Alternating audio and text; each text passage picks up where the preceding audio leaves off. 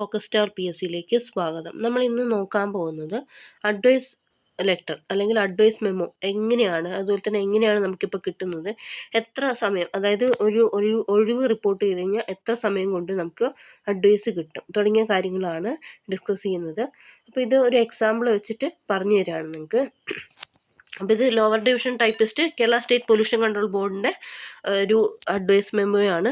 2 fresh വേക്കൻസീൻ്റെ അഡ്വൈസാണ് വന്നിട്ടുള്ളത്. അപ്പോൾ ഇത് വേക്കൻസി റിപ്പോർട്ട് ചെയ്ത ഡേറ്റ് എന്ന് പറയുന്നത് 19/8/2025 അപ്പോൾ ഇത് ഈ PDF എന്ന് പറയുന്നത് നമ്മുടെ കേരള PSCൻ്റെ അഡ്വൈസ് ടുഡേ എന്ന് പറഞ്ഞിട്ട് കൊടുക്കുന്ന അതിൽ വന്നിട്ടുള്ള മൊത്തത്തിലുള്ള ഒരു ചാർട്ടാണ്. അതായത് എത്ര അഡ്വൈസ് പോയിട്ടുണ്ട് അതിൽ മൊത്തം ചാർട്ടാണ് ഇതിൽ കാണിക്കുന്നത്. ഇതിൽ എന്തൊക്കെ ഡീറ്റെയിൽസ് ആണ് വരുന്നതെന്നുള്ളത് ജസ്റ്റ് ഒന്ന് നോക്കാം. ഓക്കെ, അപ്പോൾ ഇത് 2/9/2025 ഡേറ്റഡ് ആയിട്ടുള്ളത്.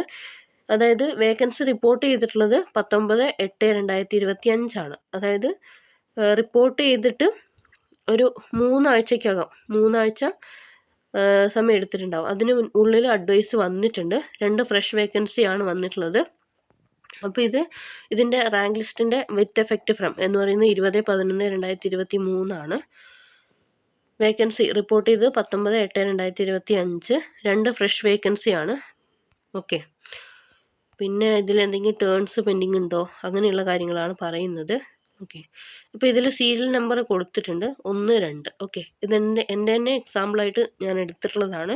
അപ്പോൾ ഇതിൽ ഫസ്റ്റത്തെ ആൾക്ക് ഈഴവ ബില്ലവ തീയ ആ ഒരു റൊട്ടേഷനാണ് വന്നിട്ടുള്ളത്. രണ്ടാമത്തത് ഞാനാണ് OC. അതിൽ റാങ്ക് നമ്പർ കൊടുത്തിട്ടുണ്ട് 36ാമത്തെ റാങ്കും 27ാമത്തെ റാങ്കും. ഇതിൽ ജസ്റ്റ് ആ ഒരു ഡിപ്പാർട്ട്മെൻറ്റ് മാത്രമേ കൊടുത്തിട്ടുള്ളൂ. എവിടെയാണ് ഏത് ഓഫീസിലാണെന്നുള്ളത് കൊടുത്തിട്ടില്ല. Okay, lower division typist Kerala state pollution control ബോർഡാണ്. സ്റ്റേറ്റ് വൈഡ് നോട്ടിഫിക്കേഷൻ ആയിരുന്നു. അപ്പോൾ ഇത് ഈ സൈറ്റിലേക്ക്, അതായത് 2-ാം തീയതി 2/9/2025 വന്നതാണെങ്കിലും സൈറ്റിലേക്ക് അപ്ലോഡ് ആയത് 16/9/2025 ഓക്കെ, അപ്പോൾ അത്രയും ദിവസം എടുത്തിട്ടുണ്ട്. 2 ആഴ്ചയാണ് കറക്റ്റ് സമയം എടുത്തിട്ടുള്ളത്. അതായത് അഡ്വൈസ് വിട്ട് 2 ആഴ്ചയ്ക്കുള്ളിലാണ് ഇത് എന്തായിട്ടുള്ളത്, സൈറ്റിലേക്ക് അപ്ലോഡ് ആയിട്ടുള്ളത്.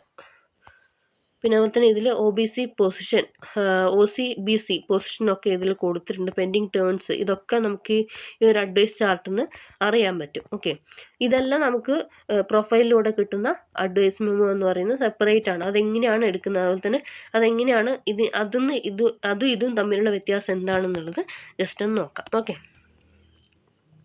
പ്രൊഫൈലിലേക്ക് ലോഗിൻ ചെയ്തിട്ടുണ്ട്. ഇനി നമുക്ക് മൈ റിസൾട്ട്സ് എന്നുള്ള സെക്ഷനിൽ പോവാം. ഇവിടെ നമുക്ക് അഡ്വൈസ് മെമ്മോ എന്ന് പറഞ്ഞിട്ട് വരുന്നതാണ്. അപ്പോൾ ഇവിടെ ജസ്റ്റ് ക്ലിക്ക് ചെയ്ത് കഴിഞ്ഞാൽ ഇവിടെ അഡ്വൈസ് സീരിയൽ നമ്പർ 2, പിന്നെ നമ്പർ കാര്യങ്ങളൊക്കെ കൊടുത്തിട്ടുണ്ട്. നമുക്കിത് ഫയലൊന്ന് ഡൗൺലോഡ് ചെയ്തിട്ട് നോക്കി നോക്കാം. ഓക്കെ, ഇതിൽ നമുക്കൊരു QR കോഡ് ഉണ്ടാവും. പിന്നെ അതുപോലെ തന്നെ അതിൻ്റെ നമ്പർ കൊടുത്തിട്ടുണ്ടാവും. ഡേറ്റ് ഇതിലും 2/9/2025 from the secretary Kerala state public service commission Thiruvananthapuram. എൻ്റെ പേരുണ്ട് madam. The advice for the subject, advice for the appointment as lower division typist.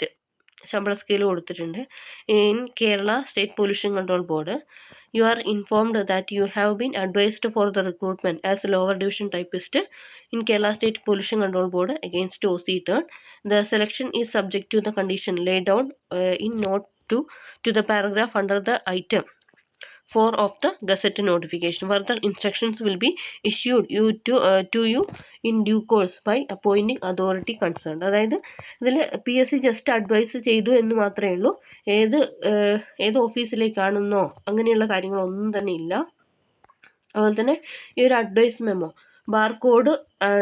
ബാർകോഡുള്ള ഈ ഒരു അഡ്വൈസ് മെമ്മോ നമുക്ക് അപ്പോയിൻമെൻറ്റിംഗ് അതോറിറ്റിക്ക് മുന്നേ ആയിട്ട് ജോയിൻ ചെയ്യുമ്പോൾ സർവീസ് വെരിഫിക്കേഷന് നമുക്ക് ആവശ്യമുണ്ട്. പിന്നെ അതുപോലെ തന്നെ നമുക്ക് ഈ ഒരു അഡ്വൈസ് ലെറ്റർ കിട്ടിക്കഴിഞ്ഞിട്ട് ഈ ലെറ്ററിൻ്റെ ഡേറ്റിൽ നിന്ന് 3 മാസത്തെ പീരീഡിൻ്റെ ഉള്ളിൽ നമുക്ക് അപ്പോയിൻമെൻറ്റ് കിട്ടിയിട്ടില്ലെങ്കിൽ അത് ഈ PSCയിലേക്ക് ഇൻഫോം ചെയ്യാൻ പറ്റും. ഓക്കെ, ഇത് ഡിജി ലോക്കറിലും അവൈലബിൾ ആണ്. അതുപോലെ തന്നെ ഇത് ഡിജി ലോക്കർ അക്കൗണ്ടിലേക്ക് നമുക്ക് ഡൗൺലോഡ് ചെയ്ത് എടുക്കാൻ പറ്റും.